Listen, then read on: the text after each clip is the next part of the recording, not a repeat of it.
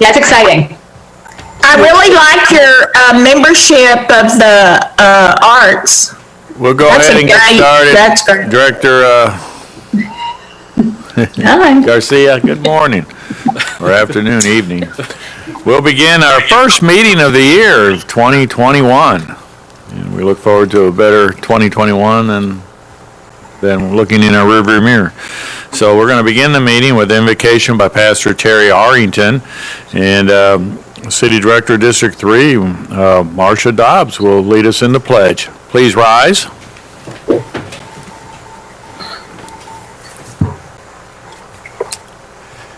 Good evening, Father. Almighty God, creator of all things and the giver of perfect and good gifts. We thank you, Lord, for the blessings that you have poured out upon us, how you have blessed our city, Hot Springs. Father, the beauty is just phenomenal, the mountains, the valleys. And Lord, you've placed within it a people that love this city. So tonight I ask that you would bless our leaders as they work to serve us. I pray, Father, that you would grant them wisdom, discernment, and understanding as they work to lead us through this difficult time. I pray for safety upon them and upon all of our first responders here in the city as we're going through this pandemic and the other things that take place in our city that are trying to tear our families apart and therefore hurt our city. So Lord, I ask for your providence. And one last thing, Father, would you bring unity to our city? Help us all to be able to set aside our differences and work on our commonalities so that we may come together as one. Lord, you created each and every one of us unique for your glory and to bring good things to each other. Thank you, Father. It's in the name of your Son, Jesus Christ, that we ask. Amen. Would you all join me in reciting the Pledge of Allegiance?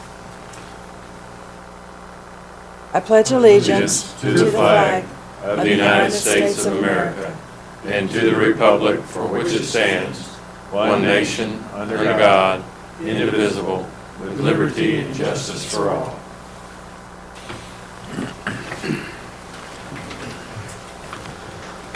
Please call the roll. Director Aaron Holliday. Here. Elaine Jones. Director Elaine Jones. You may be muted. You're on mute, Elaine. I see Director Jones is joining us. We'll mark her here.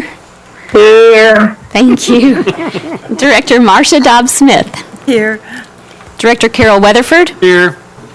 Director Karen Garcia. Here. Director Steve Trusty. Here. Mayor Pat McCabe. Here. With us this evening, we have two new directors who were sworn in on January 1, having won their election bid to serve on the City Board of Directors. So to my left is City Director of District 3, Director Marcia Dobbs Smith. And over to my extreme right is City Director, District 6, Director Steve Trusty. So welcome both of you to the board. We look forward to working with you, and you'll both be serving 4-year terms. So your first meeting of many. So we have two directors who are remote this evening, City Director, District 5, Karen Garcia, and City Director, District 1, Aaron Holliday. What about me? Director Jones. We're just All right, Mayor. To see if your mic was unmuted. Director Jones, City Director, District 2. So with that, we'll begin. Consider approval of the agenda. Are there any additions or deletions to the agenda? And we have no consent items, so there's nothing to move from consent to new business, so. Right. Mayor, there is one item I'd like to bring to the board's attention for your consideration to add to tonight's agenda. It's a resolution that you'll find at your stations pertaining to the extension of employee benefits for leave related to the coronavirus. This would be labeled as R2102. Ask the board to consider adding this to your agenda as the second item on your agenda. If that's the inclination of the board, I would need a motion to do that. Make a motion, we add. Mayor, I so move. Okay, we got a motion by Director Weatherford, seconded by Director Garcia, to add what is now listed as R2102 to the agenda. All in favor signify by saying aye. Aye. Same sign. That is added to the agenda. Okay, so that's as amended. So we need to have a motion to, Or just continue discussion or a vote on the agenda as amended. any further discussion? Please call the roll. Director Holliday. Aye. Jones. Aye. Dobbs Smith. Aye. Weatherford. Aye. Garcia. Aye. Trustee. Aye. Mayor McCabe. Aye. Agenda is approved. Now we'll consider approval of the minutes of our regularly scheduled meeting of December 15th, 2020. Are there any additions, deletions, or corrections to those minutes as presented? Hearing none, I'll entertain a motion to approve. So moved. Director Weatherford, seconded by Second. Director Holliday. All in favor signify by saying aye. Aye. Opposed, same sign. Approval, we have the minutes are approved. Recognition of guests. Any director have guests they'd like to recognize? City Manager's Report. Mr. Burrow. Well, thank you, Mayor. Members of the board, I sent you a communication today that, we're very deep in sorrow. We've lost one of our Hot Springs family members, Mr. John Harden.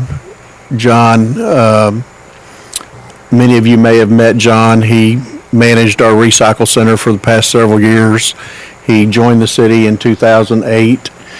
But John passed away due to complications of the COVID-19, and it's really hit our family hard, our city family. John was such a very kind, gentle man. He absolutely loved his job, and I don't think anyone knew a baler better than he did when it comes to dismantling those and putting them back together. But we're gonna miss John very much, and it really brings home to us just how fragile we are in comparison to this COVID-19 pandemic, and just want John's family to know our thoughts and prayers are with them tonight. Continuing on with COVID, we basically are in a double surge. We had our COVID-19 task force meeting yesterday, and there wasn't a lot of positive things to talk about at that meeting. I think over the next 3 or 4 weeks, we're really going to see some things that are going to be scary in terms of how we're fighting this pandemic. I don't know if you tuned in with the governor's press conference today, but we've had 4,100 new cases statewide, and Garland County was in the top 5 with 232 new cases today. So the state's at record levels of active cases. We have record high hospitalizations. Our hospitals are strained throughout the state. So it's extremely important that we continue to fight this pandemic in every way that we can. Social distancing, masks, frequently washing your hands. Those are things that we have to continue to do to be able to combat this pandemic and this virus. The only positive news that I can say about our call yesterday was we had a lot of discussions about vaccines, and that offers a lot of hope for 2021 that we're able to talk about that. And though the rollout seems to have some bumps in the road, I was just pleased that we were able to talk about having the vaccine and getting that out to our hospitals, our first responders, and those essential workers. So that, I think, in addition to the things we've all been preached on for the past 10 or 11 months, we're going to beat this pandemic, but it's going to be a tough row to hoe over the next 3 or 4 weeks as we see the impact of Christmas and New Year's Eve. With that, over the past month or so, we've lost a couple of departments due to quarantine. We've had to shut our utility billing department down on one occasion. We lost our entire engineering department. When I say lost, they weren't here at work. We had to isolate, and many of those were able to do some work from home. But I can tell you, when there's jobs that are out there that need to have permits, when we need to do inspections, when we need to review plans, that department is critical. And we felt that need over those 8 to 10 days that we were in that position. So with that, we'll be moving into alternative work schedules. We did this early on in the pandemic. We're going to enter back into our alternative work schedules here at the city through January 31st. We'll reevaluate it at that time. It's not a cookie cutter that works for every department. Each department head is going to have to massage that to meet the needs of the department, and the goal is to make sure that we're able to provide all of our services that we provide our citizens without loss of any of those critical services. So we're going to be entering those, and we'll reevaluate those at the end of January. We ask that you have some patience with us. Some of the departments won't have as many people in them on any given day. We'll have some working from home, answering phones, doing work through the technology that we currently have, but we will have limited exposure here at City Hall and in some of the other offices throughout the city at 324 Malvern, as well as here in some of our other locations.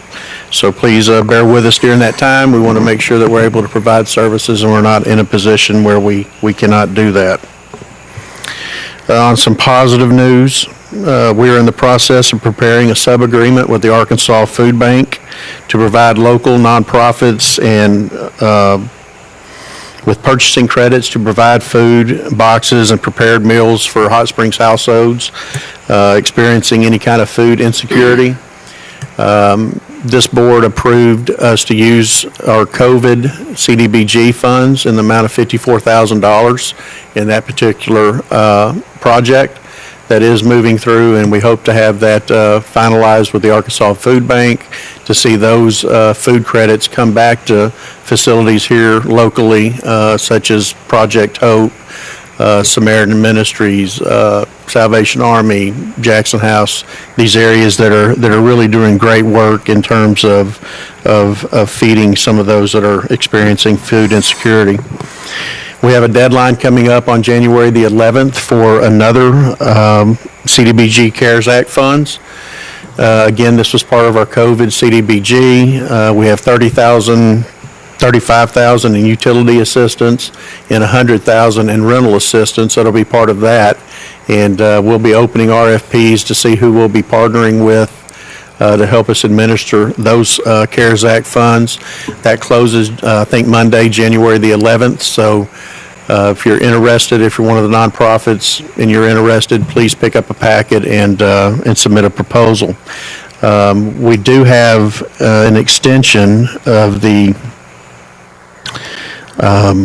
make sure I say this correctly, the CDC eviction moratorium basically is extended through January 31st. We may see more federal action at that time, but at least we'll have this particular grant fund in place to be able to help those that are experiencing some of their rental issues that'll prevent them from being evicted.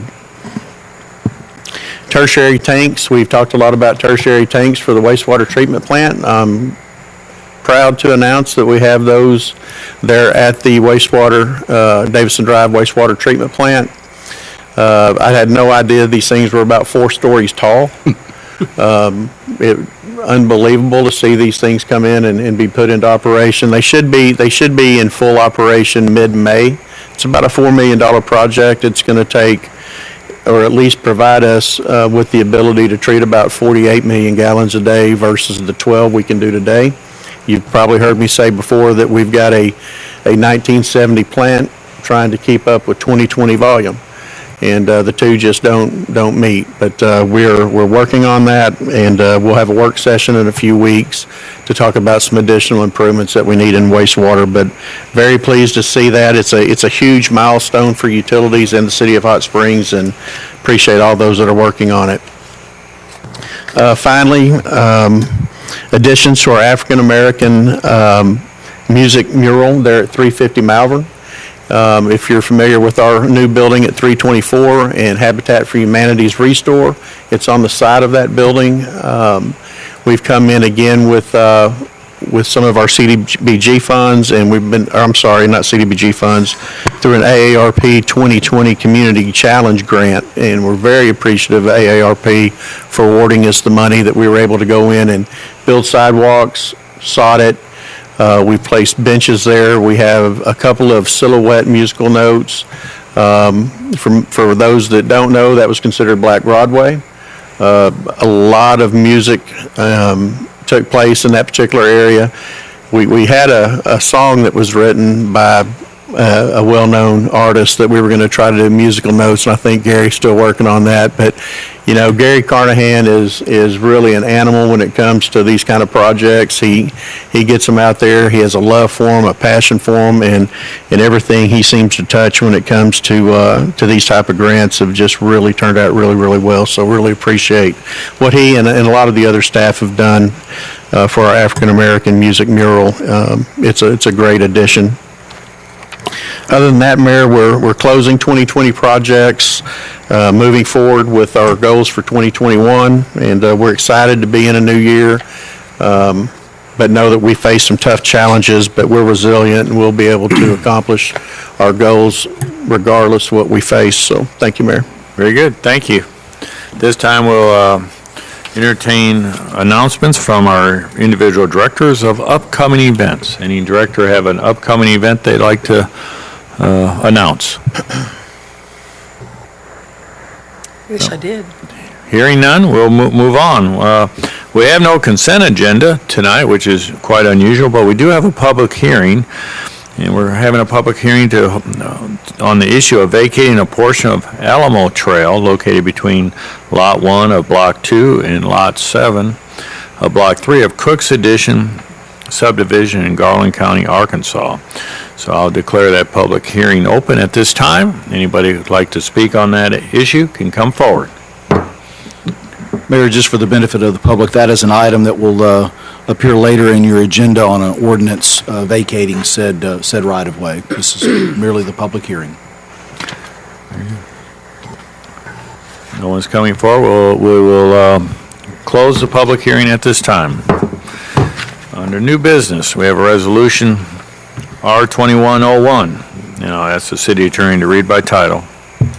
Mayor, this is Resolution R2101, a resolution approving the third substantial amendment to the Community Development Block Grant Fiscal Year 2020 Annual Action Plan as amended to incorporate $317,926 to additional CDBG CV3 funds to eligible quarantine shelter acquisition activities to prevent, prepare for, and respond to the COVID-19 public health crisis and correct a $90 formula error in the 2020 allocation. That concludes your reading, Mayor. If you would, entertain a motion second to adopt and have discussion, if any. Motion to adopt. So moved. Director Trustee, seconded by Second. Director Weatherford. And our staff report will come from Kathy Selman, Thank you, Mayor. Planning Director. Good evening. We are proposing a resolution to adopt a third CARES Act-related amendment to the 2020 Community Development Block Grant Annual Action Plan. On March 27th of this year, the Coronavirus Aid, Relief, and Economic Security Act, known as the CARES Act, was enacted to respond to COVID-19's public health crisis. The initial allocation, known as CV1, and that went to entitlement communities such as Hot Springs, included an additional $254,473 in community development block grant funding through the U.S. Department of Housing and Urban Development, HUD. City of Hot Springs allocated those CV1 funds to provide food, rent, and utility assistance to households experiencing a COVID-related hardship, and to purchase and operate a restroom shower trailer for the homeless who currently lack access to sanitary facilities. This amendment will not alter the use of CV1 funds or programs. A second round of CARES Act funding, known as CV3, was released in August and provided an additional $317,926 in CDBG funds. Based on unmet needs, it's proposed that these CV3 funds be used to purchase a quarantine shelter for the homeless and low to moderate income individuals who cannot afford quarantine accommodations away from their household. A quarantine shelter has been identified as a priority among area nonprofit organizations as well as city leadership. The CV3 funds would initially be used to hire a realtor or other professional to identify public or private facilities or land suitable for building such a facility to shelter eligible quarantined individuals. CV3 funds can also be used for acquisition and development expenses, including the land, building, easements, cost of surveys, appraisals, preparation of legal documents, recordation fees, or whatever other costs might be necessary to make this happen. CDBG funds can be used for necessary facility rehabilitation. They cannot be used for operational expenses or items that are not permanent fixtures. And examples of something it cannot be used for would be beds and blankets. When a suitable location has been identified, it's anticipated that any or all unallocated prior CDBG funds and available fiscal year 2021 funds, less necessary grant administrative costs, would be allocated to the purchase and/or construction or rehabilitation of the quarantine shelter. There is approximately $18,000 in prior year funds that would be available for reallocation. 2021 funding is likely to be announced by late February and is expected to be similar to our 2020 allocation, which was $423,000.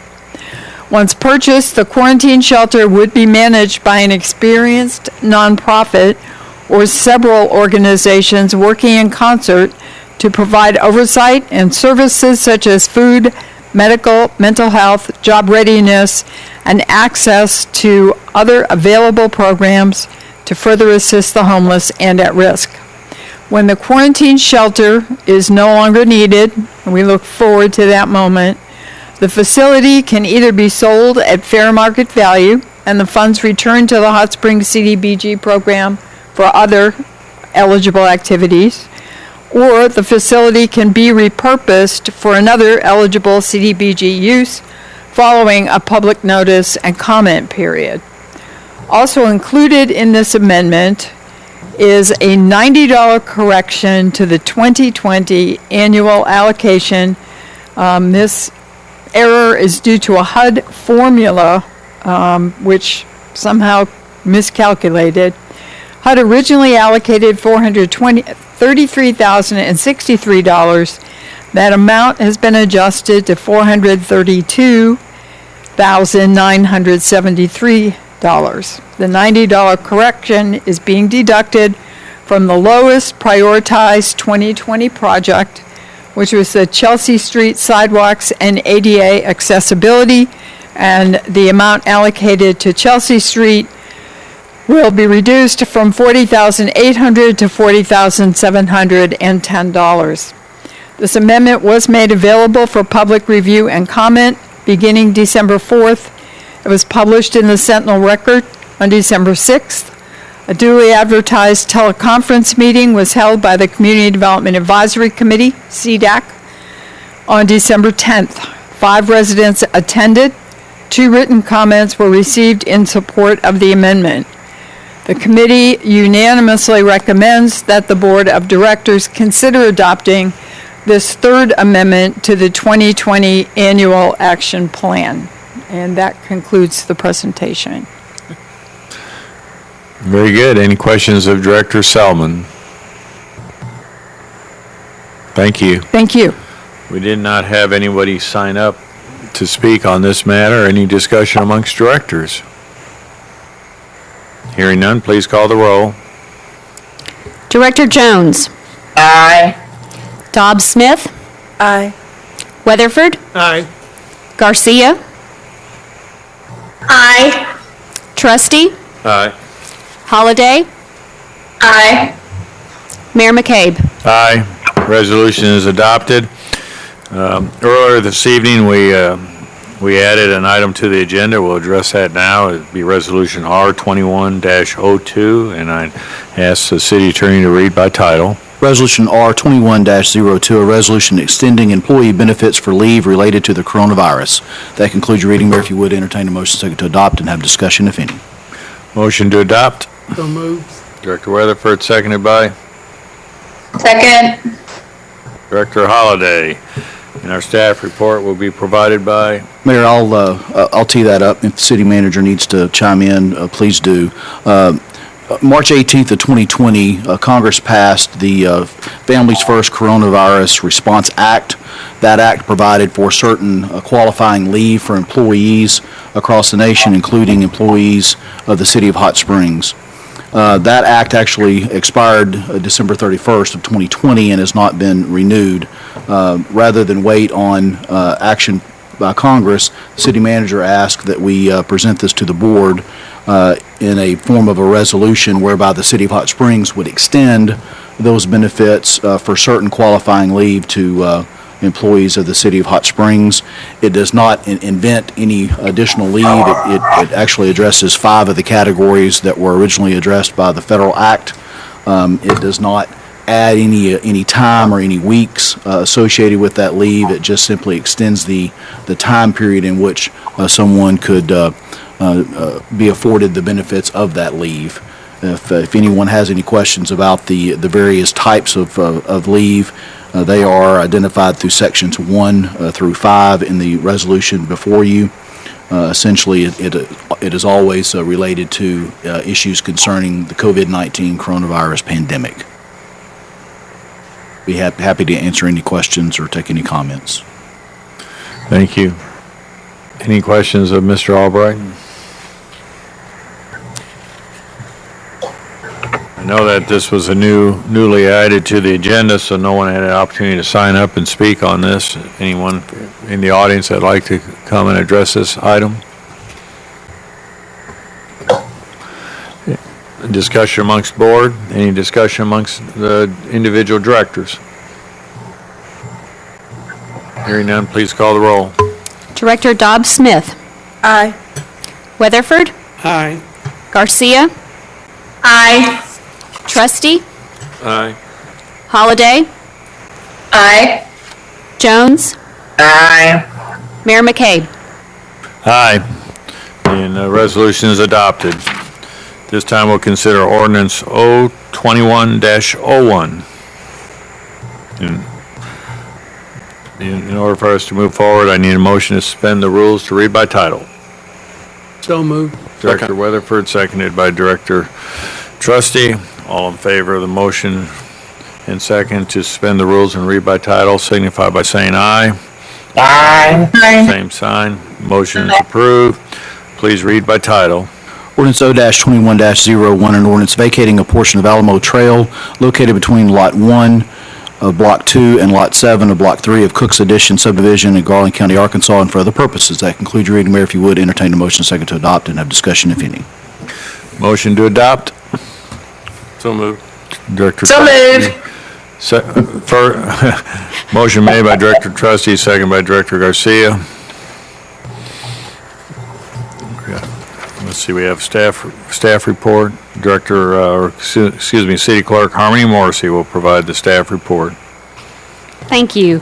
On December 5th, property owners First Baptist Church of Hot Springs, Historic Ventures LLC, and Summit Properties LLC, through their representative, Mr. Jeff Mitchell, filed a petition with the city clerk's office to vacate a portion of Alamo Trail. I'm putting it up on your screens now. The proposed area is indicated on the map on your screens, and the petitioners own all properties adjacent to Alamo Trail. City staff, as well as utility providers, have reviewed and support the vacation of the subject area with the retention of existing municipal utility easements. Entergy Arkansas is requiring the property owners to grant an easement for access to their lines, and this has been made a condition of the vacation. This ordinance is printed out before you with the addition of Section 2, which is that condition with the easement to Entergy Arkansas. Pursuant to Resolution Number 9740, a public hearing on the proposed abandonment of this portion of Alamo Trail was held earlier this evening. Interested parties had the opportunity to be heard. Notice of this hearing was published twice in the Sentinel Record during the preceding 2 weeks. As such, all statutory requirements have now been met. This concludes your report, and I'm happy to answer any questions that you might have. Very good. Any questions of Ms. Morrissey? I have a question. Yes. It looks as though on the map that it does not include the first part of Alamo, because when I drove out there, I noticed that there was a home on Leach Street, and they access their driveway, their parking area, and I believe, I didn't have a map to show it, but I believe that's what you're showing, so they still have access? That is correct. Okay. Yeah. Thank you. Those property owners did not participate in the petition to vacate. Thank you. Any additional questions of Ms. Morrissey? Mayor, if there's not any other question or discussion on this, I would like to point out that Entergy's request actually came subsequent to the publication of this agenda and the publication of the proposed ordinance for your consideration this evening. So Section 2 is new for tonight.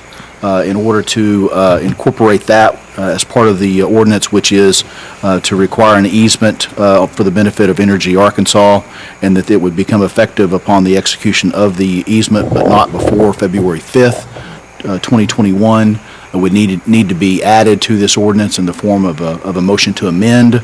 So if the board is so inclined, I would ask for you to consider a motion to amend by adding Section 2 thereto. So moved. So we have a motion to amend to add Section 2. That motion's made by Director Dobbs-Smith, seconded by Second. Director Weatherford.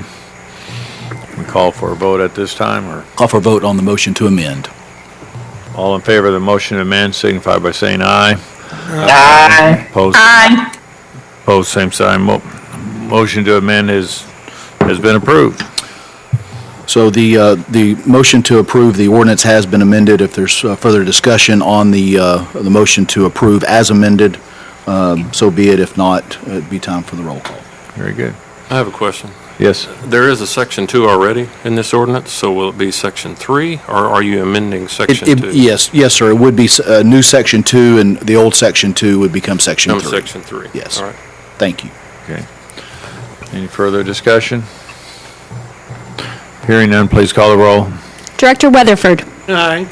Garcia. Aye. Trustee. Aye. Holliday. Aye. Jones. Aye.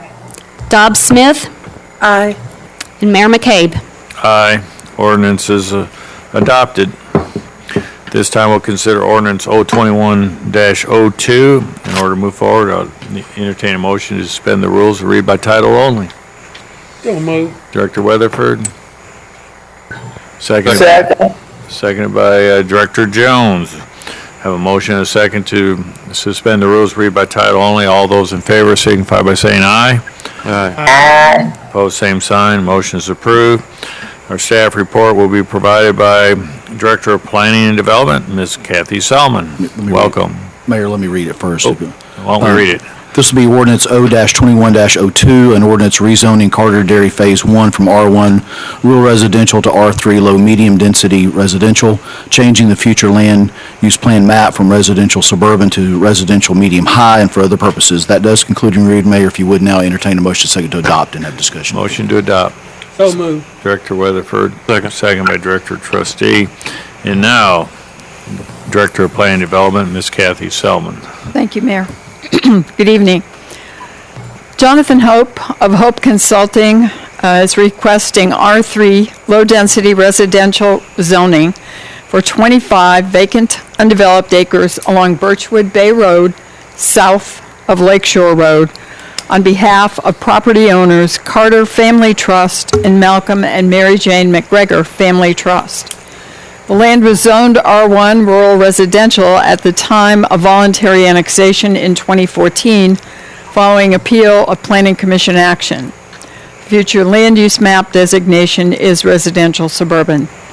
This is a request to rezone a former dairy, once on the outskirts of Hot Springs, to develop a single-family neighborhood similar to those nearby. In this case, we evaluate the proposed land uses for compatibility with surroundings, with the Hot Springs Code, and with adopted city plans. The intersection of Birchwood Bay and Lakeshore Drive is 1,600 to 1,700 feet to the north. Hot Springs Code, Section 14.1 contains the street classification table and classifies both of those streets to arterial. Hot Springs Code defines a street arterial as any street designed or used primarily to accommodate major traffic movement between cities or between various sections of the city, which forms a part of a network of through streets and which provides service and access to abutting properties only as a secondary function. Carter Dairy Phase 1 cannot be described as rural or as remote. It is served by utilities. It fronts Birchwood Bay Road and Arterial Street. Its owners have ceased their farming operation and intend to convert to urban use, the development of a single-family neighborhood similar to those nearby. Applicant Jonathan Hope, in his letter, stated, currently zoned rural residential R1, the zoning code describes properties within this district are rural and remote from existing development.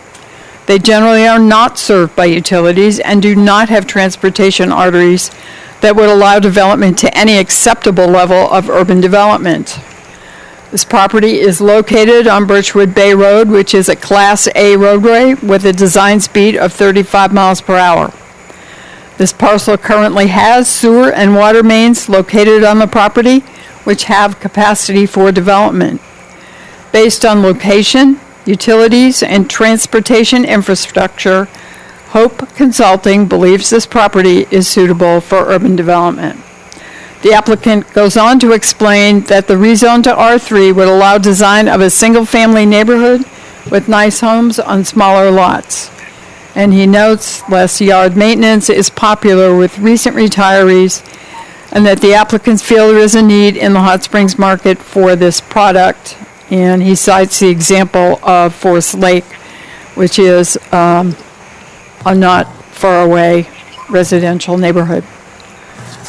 Hot Springs Code Section 16.2.11E1 requires a specific finding as to whether the request demonstrates a variety of characteristics.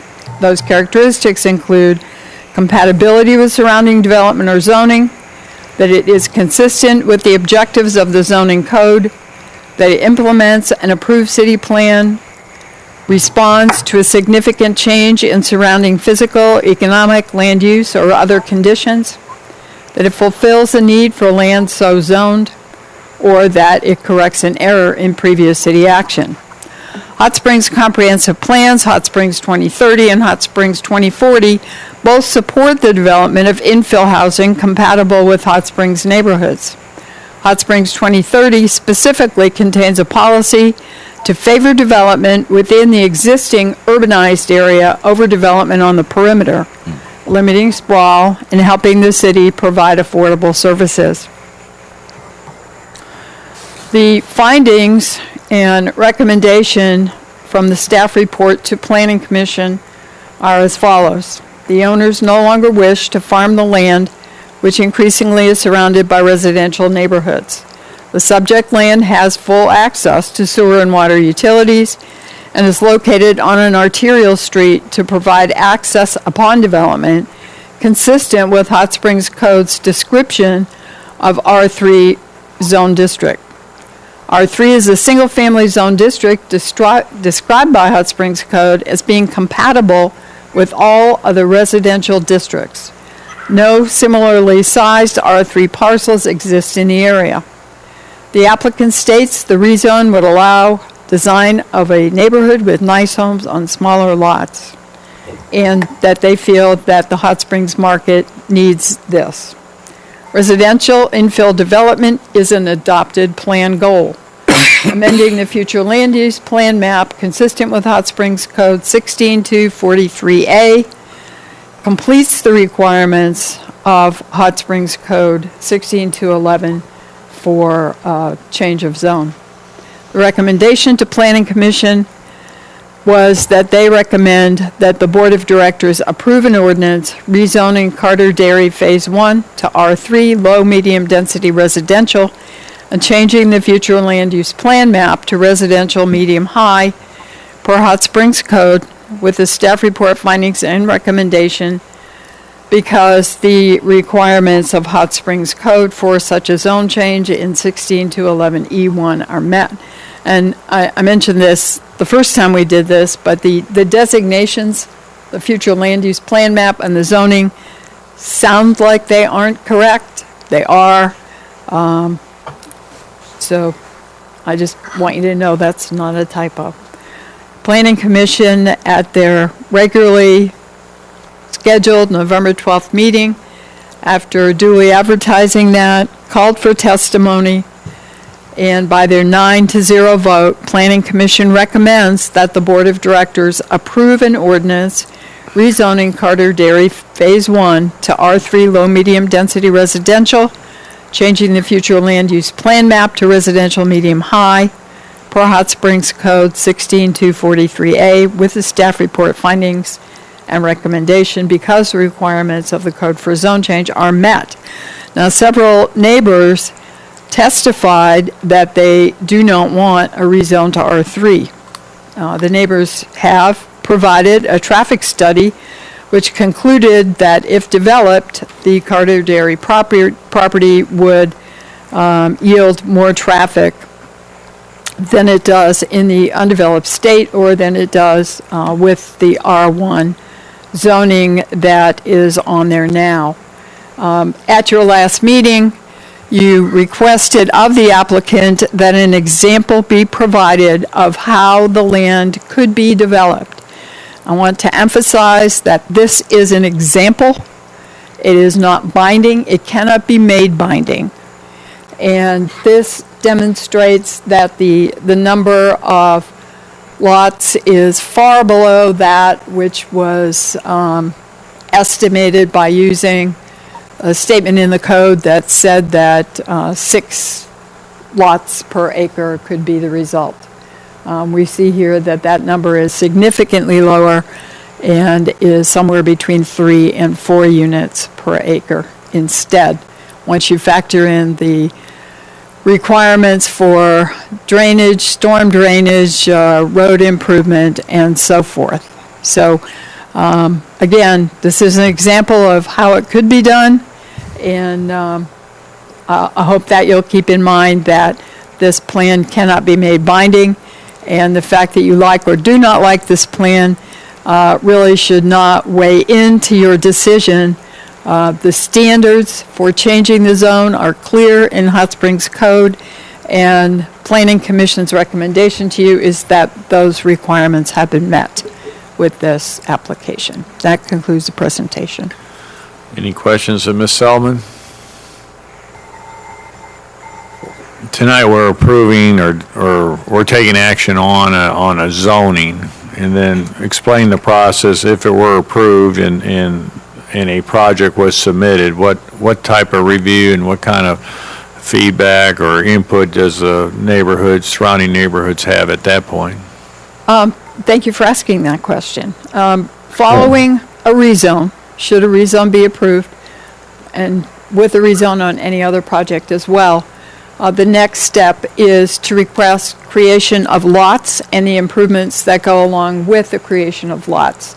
That would be access to utilities, adequate access to roads and circulation on the site, and analysis of such things as impacts from the development itself, including increased vehicular traffic. It is standard in evaluating a subdivision application to look at those impacts and to assess ways in which those impacts can be mitigated. Some of the things that are standard with a subdivision are to request improvements to adjacent streets or intersections. Should there be an impact? Did I do that? No. Okay. Should there be an impact from the development that is rises to the level where that would be needed to continue the level of service? Very good, thank you. Any further questions of Ms. Solomon? Mr. Mayor, I have one. Director This is Garcia. Karen. Please. And Ms. Selman, if before a building permit was issued, if there were any restrictions or something that, like you said, mitigation, that would be a requirement before a building permit would be issued. Is that correct? Yes, good point. The mitigation would be a requirement that would have to be met for the project. Thank you very much. Thank you. Director Trustee. I have a question. The map that we saw, is that simply for phase one, or is that phase one and phase two? That is phase one only, Phase one only. and that That's isn't really phase one either. It's simply a way that phase one could be developed in a way that would meet the standards of the code. The street sizes that are required, the minimum lot sizes that are required, and so on. Okay. But this is just for phase one. Yes, Okay. it is. Thank you. Any further questions of Ms. Solomon from the board? Hearing none, thank you. Thank you. We have a number of people who have signed up to speak on this ordinance, both for and against. Just a reminder that we allow 3 minutes, and we'll have a clock displayed here, a countdown, so please keep that in mind, and if you're going to speak and somebody else has already addressed many of those points, you can just acknowledge that your comments have already been made. At this time, we'll hear from those who are speaking in favor of the ordinance, and first is Mr. Chris Polycron. Please come forward and restate your name and city county resident status. Thank you. I am Chris Polycron. I'm a county resident, a proud county resident, but also a very proud citizen of Hot Springs, I feel like. I'm here today representing the sellers of the property, Mary Nan Carter, which is in a family trust, and Mary Jane McGregor, who's her sister-in-law, and she lives in Gainesville, Florida, and they own the property together. They've been trying to sell this property for 10 years. I was the second realtor and fourth realtor to have this listing. So maybe I will get it sold today, but I think the land lends itself to this project very well. I've seen the site plan, and assuming that just the example, if you were to combine the two, would be, Mr. Hope will verify this, I hope, 217 potential houses, and that would be a 3.5 per acre ratio. So It certainly isn't 6. And from a realtor standpoint, and I do work for my daughter, who runs a company called I Realty here in Hot Springs, and I can tell you as a realtor that the supply in this town right now is very minimal, and housing is sorely needed. And I do believe, by looking at the lot sizes, that this would be attractive. I don't know what they're going to build, but you'd have to surmise from the size of the property that each lot, that it would be something affordable for retirees and maybe the expanding industries we have, such as Oaklawn, and the people they're bringing in. And lastly, I'll say the most positive thing to me is that perhaps the homes being built could have a positive effect on the values of adjoining neighborhoods. So I speak certainly in favor of the motion and seek your support. Thank you. Any questions of Mr. Polycron? Thank you. And thank you for your service. Thank you. Now we'll hear from Mr. Jonathan Hope. Please come forward and state your name and address or your relationship to the project. Good evening, Jonathan Hope with Hope Consulting. We're the applicant for this project and for the Carter family. I think a lot of you guys know this as the Carter Dairy family property. He mentioned this has been in their family for a very, very long time. They've worked this land. I think they've had it for more than 6 decades. And, you know, the rural R1 residential, it's, you know, it's good for farmland. But in 2017, I think that it was tried to be rezoned previously. And, you know, it's just not something that's easy to sell as farmland in the city. The city has grown. It's built around it. Infrastructure's come to it and through it. The arterial streets, as Ms. Selman mentioned, are fronting this, which is a requirement for this zoning district change we're making. So the family has really tried hard to sell this property and been unable to, because primarily the zoning district is, there's not a lot of people looking for large pieces of farmland in the city. And so what we're doing tonight is we're trying to get that zoning district more aligned with this actual property so a project can come to you. And right now we cannot go to planning with a subdivision residential project like this because of the zoning district. So what we're trying to do is closely align the district with the land. And like I mentioned previously, this was rezoned, or tried to rezone, I think in 2017, to multifamily. And a lot of the neighbors came out. There was a traffic study done at that time against the multifamily rezone request. And based on the conversations I've had with city employees and citizens at the time that were at that meeting, a lot of the neighbors wanted single-family residential. They did not want apartments. And so I understand it's easier, nicer to live many times next to a field or have a field in your backyard. So I understand their concerns, but this is prime property that could be sold for development inside the city. Great infill development, your long-term growth plans, this aligns perfectly with it. It has the utilities, it has everything it needs to move forward, except the zoning district is not accurately describing this property. So after all these years and effort, we thought we came back with a rezoning that would really closely not only match the code, but the previous comments by the neighbors. So I would really appreciate your looking at the facts, this extremely strong recommendation we have from Planning Commission and the staff, and ask for your approval of this rezone. Very good. Any questions of Mr. Hope from the board members? Any questions? Hearing none, thank you. This time we'll hear from Ms. Angela Sane. Please come forward and restate your name and your address and city district. Do I need to take this off or you Go you ahead. can hear me like this? I'm Angela Sane. I live at 133 Birchwood Bay Cove. There in Hot Springs. We're right across the road from the pasture. I too am a realtor, so I understand the need. It's not just Hot Springs, it's everywhere. It's a great time to be selling a house because there is very low inventory. So I understand that totally. Our big concern is with the traffic in the area. It's already heavily traveled, Lakeshore and Birchwood. Anyone that lives in the area, you know that, because it's a quick way to cut off to get to other places. That being said, we do have like I said, a lot of traffic already. And all this time, they keep comparing it to the Forest Lakes type subdivision. And if the houses were like that, that would probably be great, but what if it's not? Forest Lakes is mostly retired people that stay at home most of the day. They really do now because of COVID. But it's major, it's a quiet area, maybe 1 to 2 cars per household.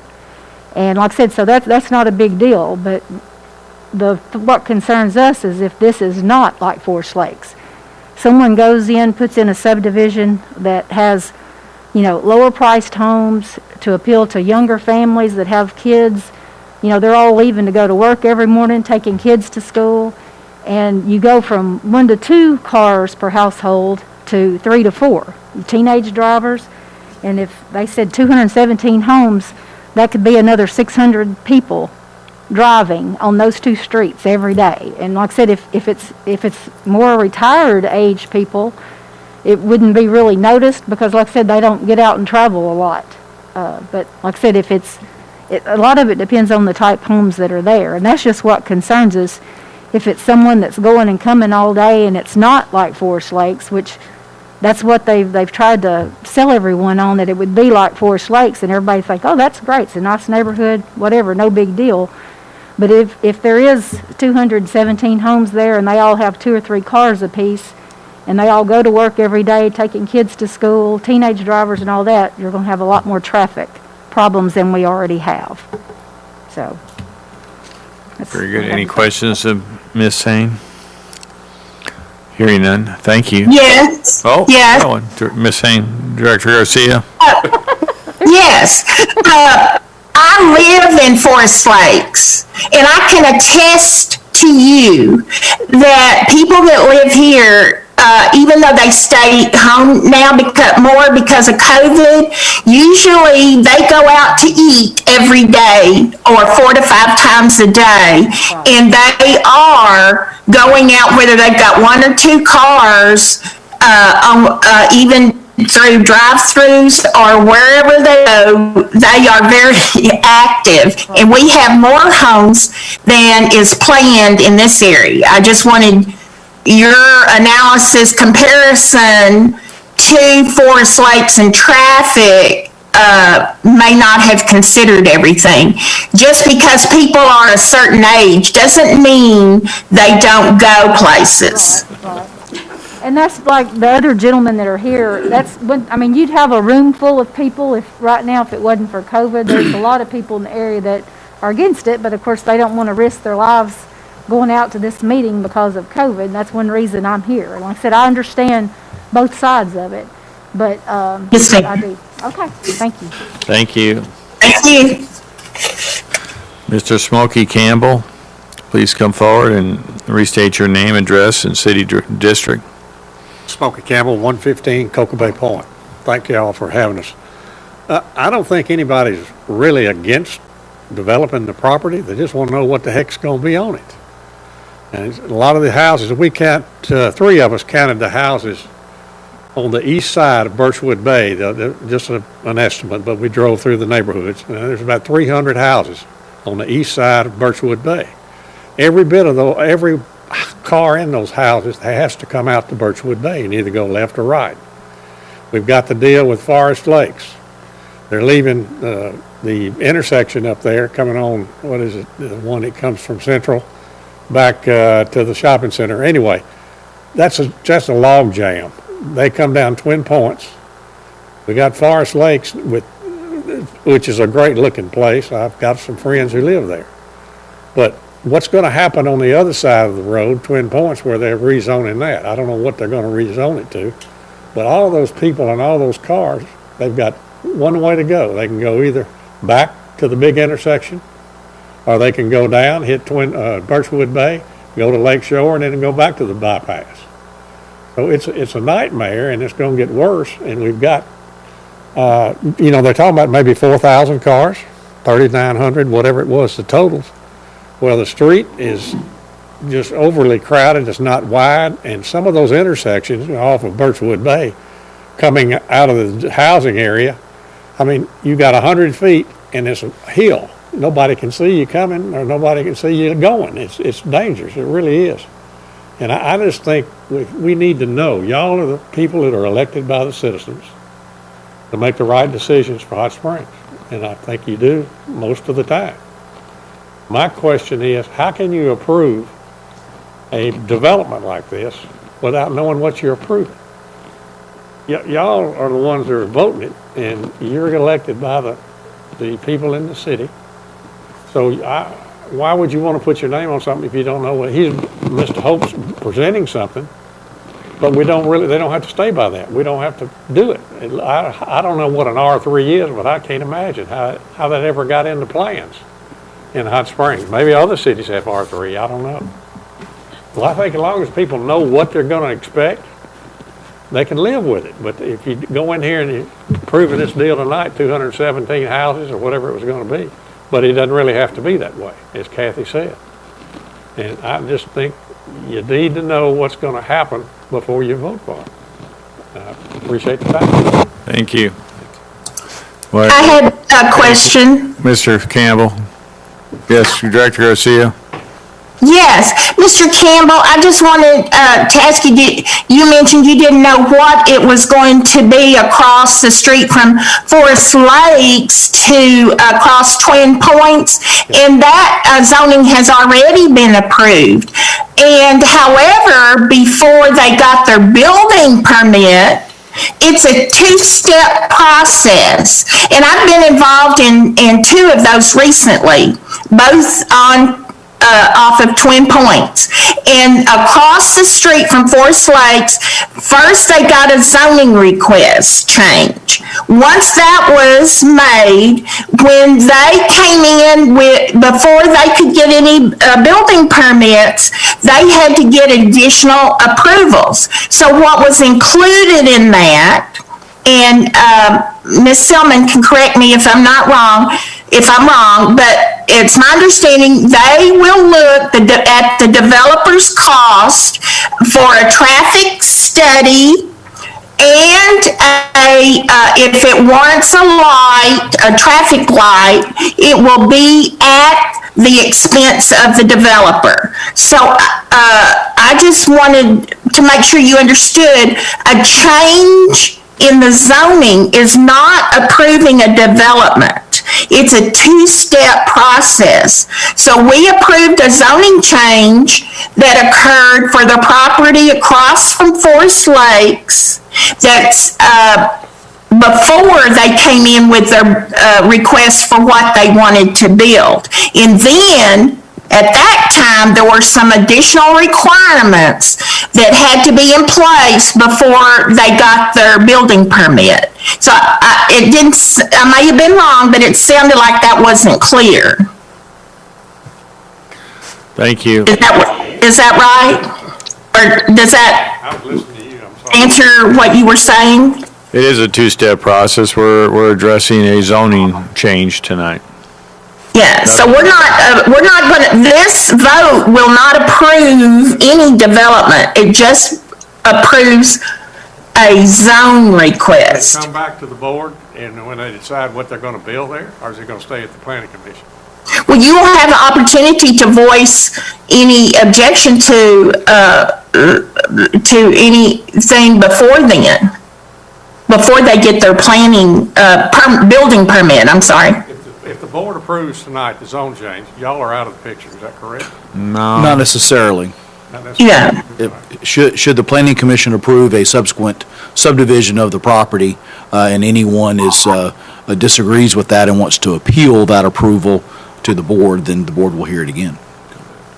So if y'all approve it tonight, then it's up to the planning commission to oversee Mr. Hope and their crew on see what they're planning to do, and then they would come back to the board for an approval? They would go through the planning commission. If the planning commission approves their submittal, then that's the end of it, unless someone such as yourself is not happy with it and wants to appeal it to the board. Everybody needs to know what's going to be there, and I'm not against anything. I'm for most everything, but I just think you got to have some definition. Yeah, and that's actually the second step of the process, Mr. Campbell.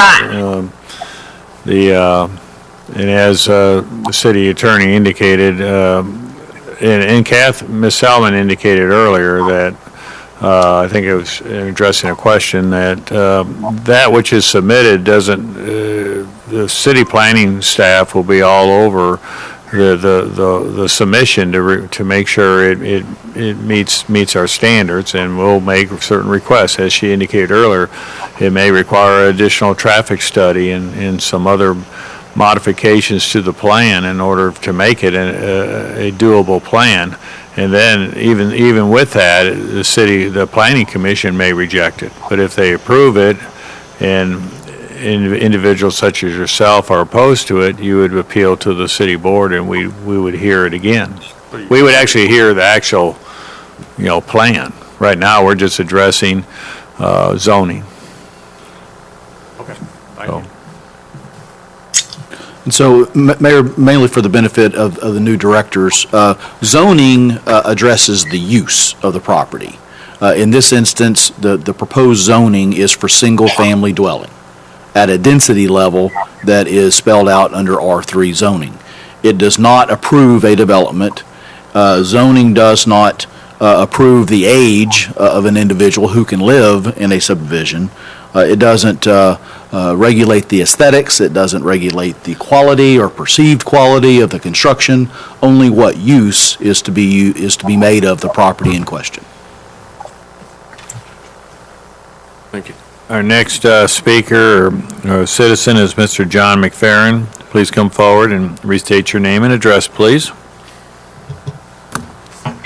My name is John McFerrin. I live at 315 Sunset Bay Road. In the last Board of Directors meeting, I mentioned there was no one I was aware of that was against Carter Dairy selling their property. The concerns we had were the surrounding subdivision owners are very basic, and that was what will be constructed on the property. Will it be an asset or a significant detriment?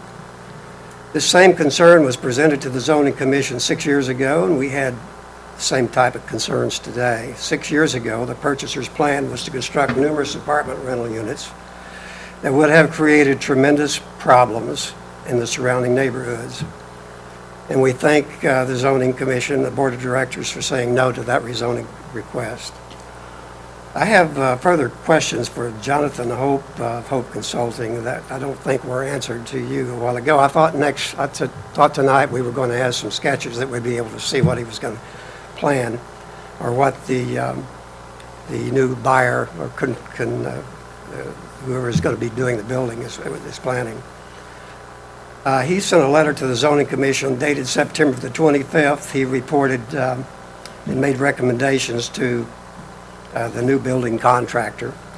And quoting from his letter, he recommended to develop single-family residential homes, something like those in Forest Lakes.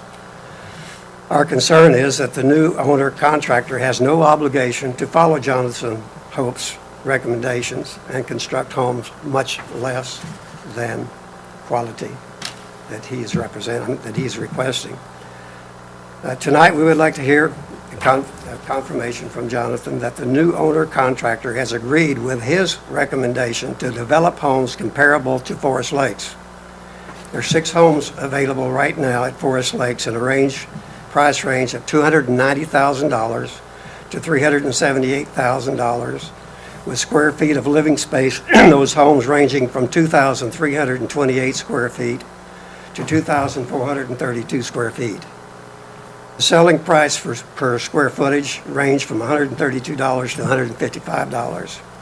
We would like Jonathan to show us sketches like we thought we were going to get tonight that include the average square feet of the living space and the projected prices of homes that will be constructed by the Carter Dairy parcels A and B. We're in hope that Jonathan's sketches could assure us that high-quality construction is projected comparable to those in Forest Lakes. We sincerely recommend that the requested rezoning for Carter Dairy properly from R1 to R3 be denied if he cannot provide those requests that he had promised. Thank you. Thank you. Any questions of Mr. McFerrin?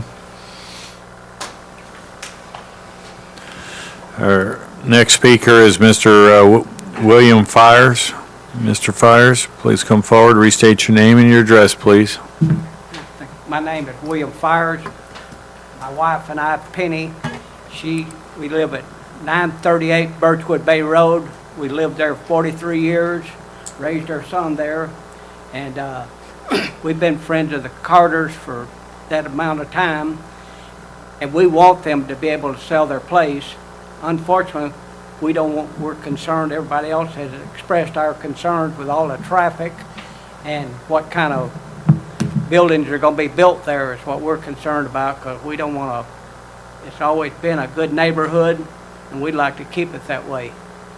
But I think Mr. Campbell, he expressed our thoughts to how we feel about it. Yeah, thank you. Thank you very much. Thank you. As we heard earlier this evening, we are approving our action is to approve or deny a zoning change. It's not to approve, as the city attorney indicated, the type of construction, the quality of the construction. But that being said, Mr. Hope, you have anything further to offer? I was able to give him a hard copy of the layouts we presented, and it was mentioned by a couple of people that this is just a plan, that it could be, I guess it was kind of directed, it could be worse than this. But what I've tried to do is absolutely maximize the property and get as, close to the minimum lot size as possible. So I don't expect there to be really possible. This was a very, very quick turnaround for us to work, several days and nights our team did to try to come up with a visual for you guys that represented the code. We've got minimum lot sizes here, 7,000, 7,000, 7,500 on the corners to show you what this project would look like maxed out based on the code. So he's right, we're showing 200, I think in 19 over the two separate projects. Right now we're just talking about phase one. So on that one, we're looking at 98 homes. But this is about use. This is not about, as you mentioned, this will go through an extremely rigorous review process through planning, drainage, streets, and traffic is coming up again. But these are arterial level streets, both of these, Birchwood and Lakeshore. So we have local streets, we have collectors, we have minor arterials, and then we have arterials. That's what this is. These are major connectors. And if you go out there today and it doesn't look like that, somebody's going to have to pay to fix it. And so, like Ms. Selman mentioned, there will have to be traffic studies done. And in all likelihood, half-street improvements, major infrastructure improvements that will have to happen between, the center line of Birchwood Bay where the existing asphalt is coming out, adding curb, adding more asphalt. So major infrastructure, and in all likelihood, a lot of that's going to have to come out of the pocket of a developer. So the infrastructure improvements would come with the project. But we can't present a project right now, right? So we have to get the use correct before we can come and bring you a project. The density is based on maximizing this right now. So I don't think that it was probably my fault for not clearly describing that, but there's no way for me to show you this and then come back with something that's going to have 300 lots. It's just not possible on this property. I think my points about Forest Lake was another project like this that was an infill project, that all the utilities were there, everything was there, it was easy, instead of trying to go further and further out. These are similar lot sizes, it's a similar situation. I didn't promise any sort of to come back and qualify house sizes or square footages, that has nothing to do with use, and I think Ms. Selman could probably describe to you a lot better than I could why cities can't restrict ages, quality, and so forth on specific areas. That's not something that's ever been part of 100 rezonings that I've probably done in the past. So that is not part of a typical rezoning, and I don't think I had promised that previously. I'm happy to answer any further questions. Any questions of Mr. Holt? Thank you. Thank you. Were there any other members of the audience that would like to speak on this item? Hearing none, any discussion amongst directors? Yes, Mayor. Director Garcia? Yes, as I stated earlier, I live in Forest Lakes subdivision, which was referenced several times. I happen to have been, we moved in here before the development was finished, and we were the second couple to move in. Since that time, the traffic light was added at Twin Points and Higdon Ferry. There has been an increase in traffic from Birchwood Bay to Twin Points to the traffic light to enter Higdon Ferry. But it has not exceeded the current anything that hasn't been handled by the city of Hot Springs. From time to time, the police do monitor out there for speeding, but overall, it has been fine. And the lot size where I live is much smaller than what is proposed in this R3 development. I live in R4, and our homes don't require that large of lots, and my lot where I live is much smaller than their minimum size lot. This tonight is only zoning. It is not saying what is going to be built there. It is a two-phase process. Once the zoning is there and this property seeks to be developed at R3, then there is another process that goes before the Planning Commission. And if anyone doesn't like the proposed building, because it would have to be more detailed at that point, because they're going through that so they can get a building permit, can oppose that. And the Planning Commission can deny it at that time or put additional requirements on it. If with the requirements that they impose for their approval and the residents in the area were still not happy, they can bring it back to the Board of Directors for additional review. So I am confident that our planning department and our planning commission that's already approved this zoning change would be aware of the needs of that community in that part of Hot Springs to do the right thing before any building permit was approved. The number of homes that they're seeking in this phase one is much, much less than where I live. And when because of COVID, I'm not there in person, but I can get in my car and drive around. And the newest homes over off Birchwood Bay have much smaller lots.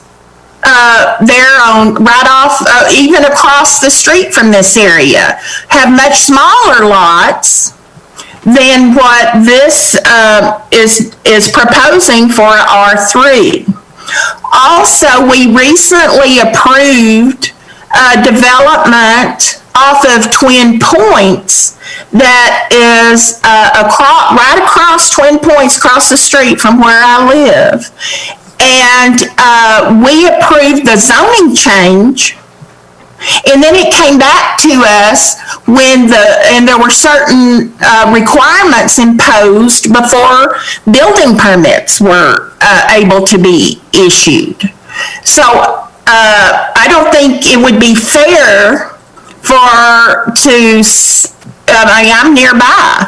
Why would we address one area differently than another area? It's when the building permits, before they're issued, is when any objections, in my opinion, should be issued, and those restrictions at that time be imposed before going forward. Thank you. Thank you. Any other comments from directors? I'll just say that if we change this, there's a long road before they can ever start anything. There's a lot of plans that's got to be turned in. We have a similar project down Lakeshore Drive in our lot size is very similar to his lot size, 22 houses on a piece of property, and we were a year getting everything approved, and by the city, it'll take a long time, and there's plenty of time for these people to come back and talk to us about what's going on there to be approved. So we're just rezoning the piece of property, and that's all we're doing. We're not approving any subdivision. Any further comments from a director?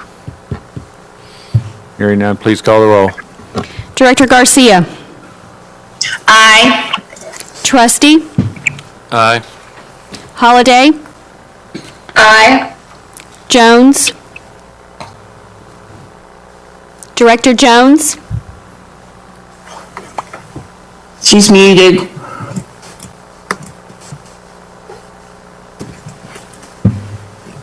Director Jones, can you unmute your mic?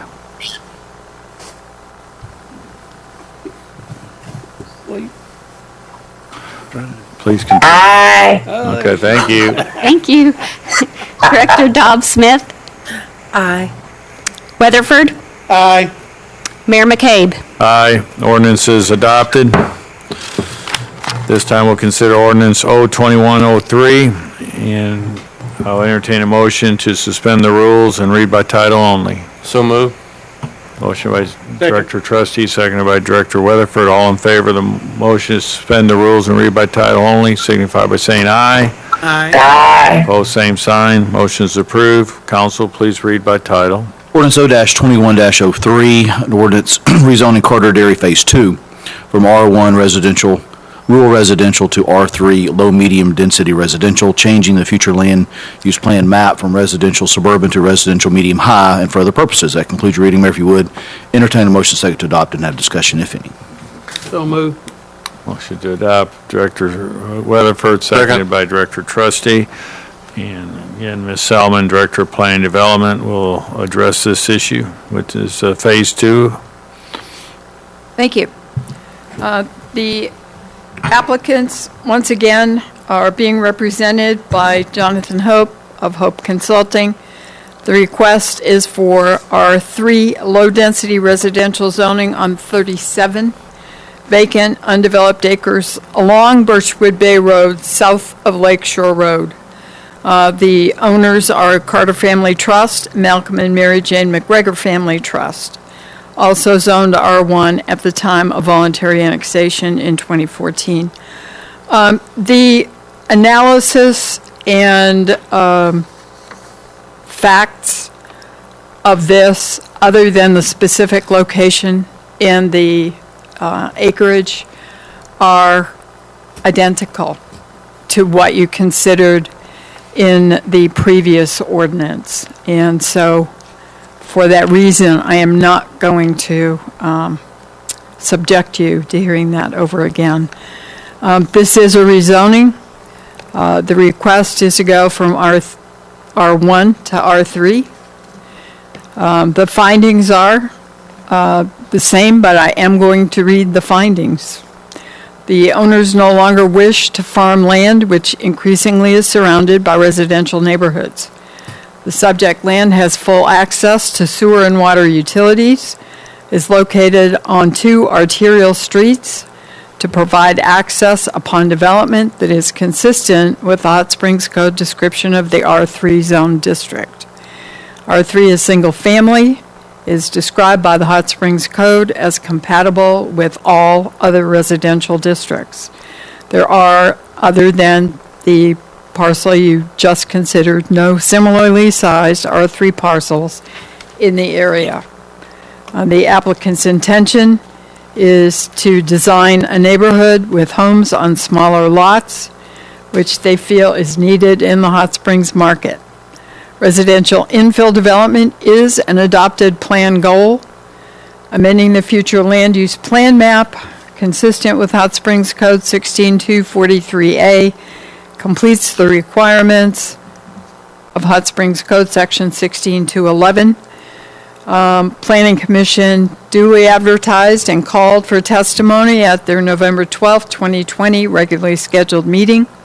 By their 9-0 vote, Planning Commission recommends that the Board of Directors approve an ordinance rezoning Carter Dairy Phase 2 to R3 low-medium residential, density residential, and changing the future land use plan map to residential medium-high per Hot Springs Code 16243A with the staff report findings and recommendation because the requirements of Hot Springs Code Section 16211E1 for a change of zone are met. That concludes presentation. Any questions of Ms. Selman? There is, again, let me unconclude by saying that for this 37 acres, we have an example that shows 121 lots. It is an example. If arranged in a manner similar to this, with the ponds for drainage, the road improvements, and looking at other easements and such that are on the property, results in development at roughly 3.25 dwellings per acre. And that's it. I really am done now. Any questions, Ms. Selman? Thank you. We do have some individuals who have signed up, not quite as many as what was on the Phase 1, but all have an opportunity to speak on this if you so choose. Mr. Chris Polychron, he waives his opportunity. Mr. Jonathan Hope. Mr. Hope, do you have anything you'd like to offer specifically to Phase 2? No, so this is, like Ms. Selman said, this is extremely similar. I'll answer any questions if needed, but I just wanted to say one thing. I've been to, a lot of cities around the state presenting and working with city staff, and I would say that Ms. Selman is as good as it gets, or the best I've ever worked with. So you guys have an amazing staff, and not just her. I mean, Rick and everybody's just been amazing to work with. So very good. Thank you. Ms. Angela Sane, did you have any further comments? Okay, thank you. Anybody else like to come forward and speak? Thank you. Yeah, Mr. Fires, please come forward. So 6 years ago, we kept coming to all these meetings, and the board unanimously voted for an R1. I was in the county at that time. They took me into the city, and they voted R1. Why is it changing the same? We got the same problem. It's going to be the traffic. Yeah, I think when it came into the city, it goes to R1 as a default zoning. Has to come in as something, and it just starts that way. Yeah. Anyway, that's my, thank you. Thank you. Any discussion amongst directors? Discussion amongst directors. Hearing none, please call the roll. Director Trustee. Aye. Holliday. Aye. Jones.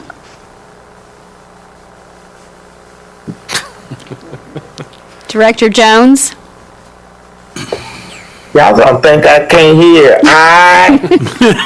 What makes Dobb you think Smith? that? Director Dobb Smith. Aye. Weatherford. Aye. Garcia. Aye. Mayor McCabe? Aye. Ordinance is adopted, and just, again, I think we've said it many a time, this just approves a change in zoning, does not approve any project, any construction, any plan of any kind, just a change in the zone. As we move on, we'll address, we'll consider ordinance 021-04. And I'll entertain a motion to suspend the rules and read by title only. So moved. We have motion by Director Weatherford, seconded by Director Jones. All in favor of the motion to suspend the rules and read by title only, signify by saying aye. Aye. Opposed, same sign. Motion is approved. Please read by title. Ordinance O-21-04, an ordinance amending Shirley Plan development along Postal Ridge to add specific non-residential uses to the list of approved uses and for other purposes. That concludes your reading, Mayor. If you would, entertain a motion second to adopt and have discussion, if any. Motion to adopt. So moved. Second. Director Weatherford, seconded by Director Trustee. And our staff report will be again provided by Ms. Selman, Director of Planning and Development. Thank you. This is slightly different from what we've been looking at tonight. This is a request to change the list of approved uses in a planned development zone. Planned development has two parts. It has a list of approved uses, and it has a map that shows where those uses can be developed. This only is looking at that list of uses. This is an application by property owners Philip and Mark Shirley of Shirley Enterprises, LLC. Subject property is currently Zone PD. The future land use plan map designation is Regional Commercial Center, and it's located in Board of Directors District Number 5. The application to divide the land to create lots is going to be the applicant's next step. So again, we're not looking at how this develops. We're looking at what uses can be considered for development at this site. And so this was Zone PD in 1994. And it's located off Postal Ridge Court. Postal Ridge Court comes off Section Line Road, and not surprising, it is located near the post office. It's an infill parcel in a developed area of the city. Surrounding land uses are residential properties zoned R2 to the south, undeveloped parcels with zoning of C4, commercial, regional commercial open display, to the east, commercial properties zone C4 to the northeast, where the eye clinic and Higdon Center are. Commercial properties to the north, including the Higdon Ferry Superstop, Bank of the Ozarks, and the post office, which are zone PD. Residential properties zoned R2 to the northwest, and the Elks Lodge, a commercial property, zone C4. The applicant's narrative states, we believe this commercial subdivision will match and be compatible with existing commercial developments that surround this property and also future projects in the area. This part of Hot Springs is fast-growing and should trend commercial in the future. Now, the PD, when approved in 1994, allowed apartment development and condominiums on this piece of land that we're considering tonight, again, only for that list of uses. The PD use amendment was chosen by the applicants as a way to narrow possible commercial uses and eliminate any that might be incompatible with their residential neighbors. Following subdivision of the land, which would occur after this, if approved, as each parcel is developed, Planning Commission approval of a detailed site plan is required, consistent with the Plan Development Zone District requirements. Planning Commission's PD site plan review will include screening, buffers and landscaping adjacent to residential uses or zones.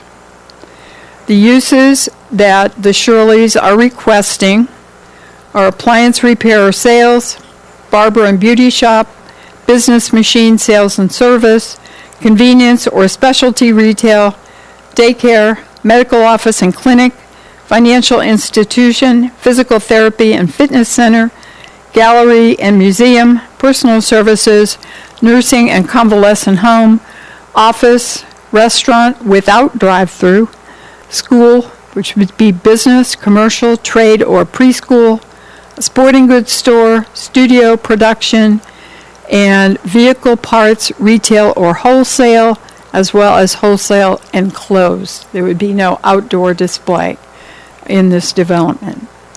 That is for the whole development. Now, solely for the north half of this project, and that would be north of an east-west line. There would be 50 feet south of a line that extends from the Dr. Braley property from west to east. Lodging would be an approved use. So that would be the most distant from the existing residential neighborhoods. Lodging would be a possibility, again, subject to Planning Commission approval of a detailed site plan. The amendment, as proposed, assures compatibility with adjacent uses and zoning. The future land use plan map designates the subject land regional commercial, and the revised request implements that adopted city plan. The required findings for a zone change or PD amendment are met. Planning Commission duly advertised and called for testimony at their regularly scheduled meeting December 10th, 2020. After considering the record, Planning Commission voted 7-1, with Commissioner White voting no on the basis of compatibility with the existing residential neighborhood, to recommend that the Board of Directors approve an ordinance amending Shirley Plan Development, PD, list of approved uses to include specific non-residential uses subject to site plan approval by Planning Commission, because that change demonstrates compatibility with existing and surrounding development and zoning, is consistent with the zoning code, and implements an approved city plan as required by Hot Springs Code Section 16-11. That concludes the presentation. Any questions of Ms. Selman? Thank you. Thank you. Well, we have no individuals that have signed up to speak on this. I do want to give everybody an opportunity, if you come in a little later and the sign-up sheet was taken from its station. Anybody like to speak on this matter, for or against? I see none, so we'll go forward with a discussion amongst directors. Any discussion amongst directors? Hearing none, please call the roll. Director Holliday. Aye. Jones. Aye. Dobbs Smith. Aye. Weatherford. Aye. Garcia. Aye. Trustee. Aye. Mayor McCabe. Aye. Ordinance is adopted.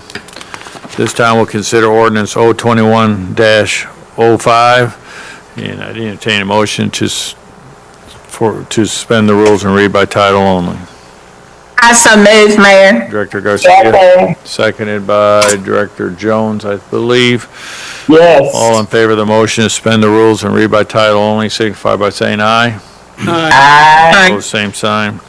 Council, please read by title. Ordinance 0-21-05, an ordinance amending the zoning map for 1212 Spring Street from C3 Office Neighborhood Commercial to R4 Medium High Density Residential, changing the future land use plan map from linear commercial corridor to residential medium high and for other purposes. That concludes your reading, Mayor. If you would, entertain a motion second to adopt and have discussion, if any. Motion to adopt. So moved. Director Weatherford, seconded by Director Jones. And a staff report will be provided by Kathy Selman, Director of Planning and Development. Thank you, Mayor. The applicant and property owner is Carolyn Hanna, and she's seeking an after-the-fact approval for change of zone from C3 Office Neighborhood Commercial District to R4 Medium High Density Residential for property located at 1212 Spring Street. Subject property has a future land use plan map designation of linear commercial corridor, and it's located in Board of Directors District Number 2.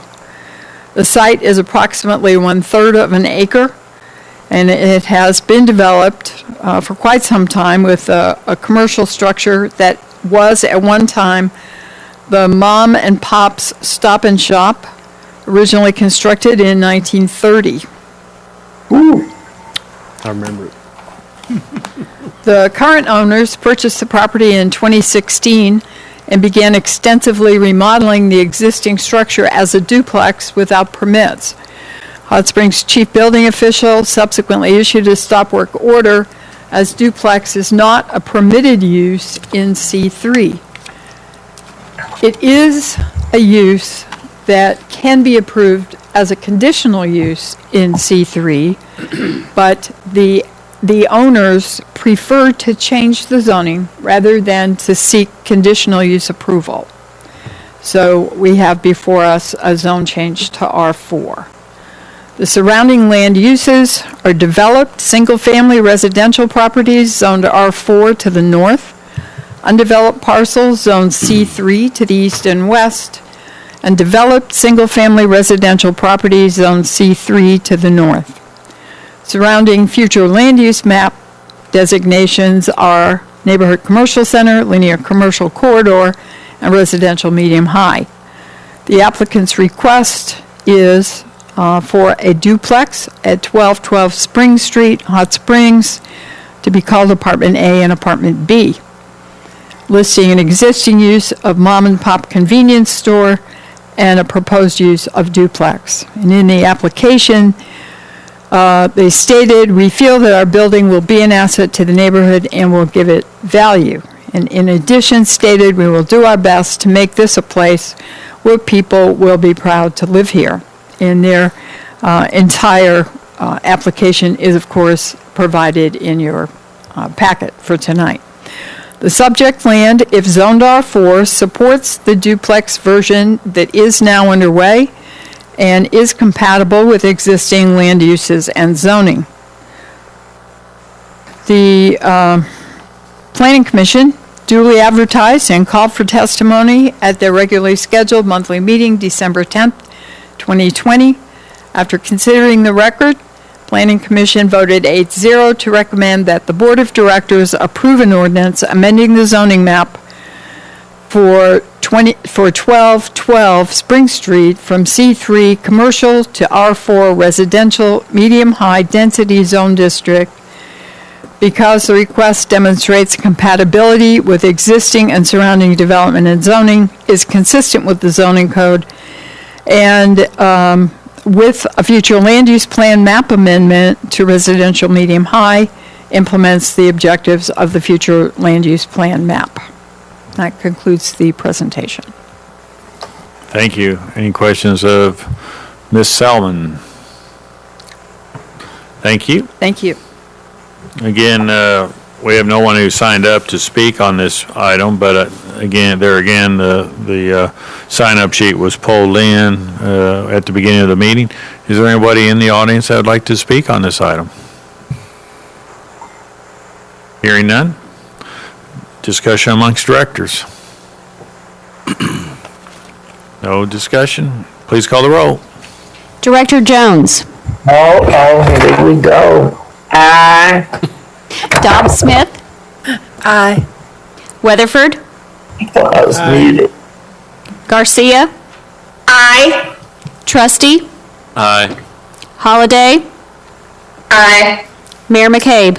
Aye, ordinance is adopted. Our final action item of the evening is to consider ordinance 021-06, and I'll entertain a motion to suspend the rules and read by title. So moved. Director Trustee, seconded by Second. Director Weatherford. All those who are in favor of the motion to suspend the rules to read by title signify by saying aye. Aye. Council, please read by title. Ordinance O-2106, ordinance amending Hot Springs Memorial Field zoning ordinance 3524 by adopting the 2020 Garver Part 77 services map, declaring an emergency and for other purposes. That concludes your reading, Mayor. If you would, entertain a motion second to adopt and a discussion, if any. Motion to adopt. So moved. Got a motion by Director Weatherford, second by Director Garcia. And let's see. We've had, this is your sixth and final opportunity to present to the board tonight. Yes, sir. That's So, right. Do us proud. Director Selman, Planning Director. Thank you. Okay, this is thrilling for me because this is something that is not in Title 16. I don't think I've ever had anything that wasn't in Title 16, so. This is an amendment to the Hot Springs Airport zoning, known as the Memorial Field zoning ordinance. It's in section 11.1.15. There are and have been established certain zones that include all of the land laying beneath the approach surfaces, the horizontal surfaces, and conical surfaces as they apply to Memorial Field. Such surfaces are shown on the Hot Springs Memorial Field Airport Airspace Drawing Plan View, which is in the existing code. And this is a map that was prepared in 2001 by Barnard, Dunkelberg and Company. What we are proposing is replacing that map with an updated one prepared by Garver and Company, and that will replace the existing map. It doesn't include or regulate any lands that aren't already regulated, and it will conform to FAA requirements, and on top of that will be in a format that makes it possible for us to display this as a layer on our city GIS. And it is illustrated there for all to see. There are no proposed changes to anything else, no change to height, use, non-conforming uses, permits, enforcement, appeals, nothing, only the map. And this map needs to be out there for the public to access when they are looking at proposed development ideas, and this will make it so. And thank you very much. Any questions of Ms. Salmon on this final action item of the evening? Thank you. Thank you. Again, anybody in the audience that would like to address this item and that did not have an opportunity to sign up, please feel free to come forward. Any discussion amongst directors? Please call the roll. Director Dobbs-Smith. Aye. Weatherford. Aye. Garcia. Aye. Trustee. Aye. Holliday. Aye. Jones. Aye. Mayor McCabe. Aye. Ordinance is adopted. Mayor, there is an emergency clause associated with this ordinance, which I'll read in its entirety for your consideration. That is Section 2, emergency is hereby found and determined that emergency exists, and this ordinance being immediately necessary for the protection of the public health, safety, and welfare shall be in full force from and after the date of its passage and approval. That concludes your reading of the emergency clause. If you would, entertain a motion second to adopt. Motion to adopt the emergency clause. So moved. Director Weatherford, seconded by Director Trustee. All in favor signify by saying aye. Aye. Opposed, same sign. Emergency clause is adopted. That concludes our action items for this evening. Do we have any board or directors items for discussion? Any board commentary? Mr. Mayor, Yes, Director Garcia. I just wanted to join in welcoming the new members to our board and say welcome and glad you're here. And I also we received a number of Christmas cards from members of the public, and I wanted to thank them and the Women of Prayer who continue to support us and send a high number of Christmas cards to us. So thank you. Very good. Any other director? I second that. Okay. Aaron thirds it. At the beginning of the meeting, we acknowledged both Director Dobb Smith and Director Trustee for winning their election and serving a 4-year term. I failed to acknowledge Director Erin Holliday. When she initially came on the board, she had been appointed, and That's right. And so she ran for election as well for the very first time, and was awarded a 4-year term. So we have 3 new directors, or I say new, in that Director Holliday's gone through the election process, but they each have a 4-year term. So those the rest of us have 2 years to get ready if we're going to do it ourselves. So welcome all, and it was a very good meeting. We appreciate your coming prepared and participating in the manner that you did. So if there's no further items to come before the board, Director Jones, you have If there's no further ado, I move that we adjourn for the night, Mayor. You don't have to go very far, do you? No, sir. We do have a motion to adjourn. We want to keep Director Jones up. We got a second? I think I heard a second. We have a Yes, second. sir. All in favor signify by saying aye. Aye. Opposed, same sign. We are adjourned. Good night.